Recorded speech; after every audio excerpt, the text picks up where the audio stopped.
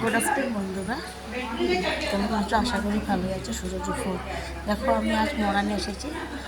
আমার জাল ভাসুর ঘরে ঢুকেছে, তাই আমরা এসেছি। দেখো বন্ধুরা,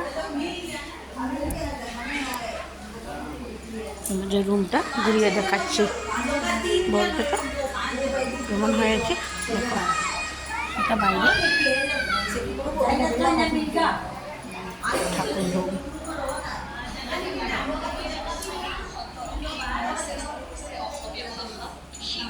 এটা পুজোর মন্দির।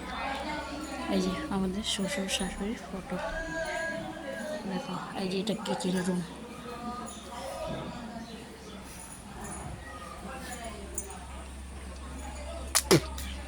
এই যে এটা বাইরে। এই যে এখানে স্কুল আছে। এই যে দেখো, এটা বাইরে।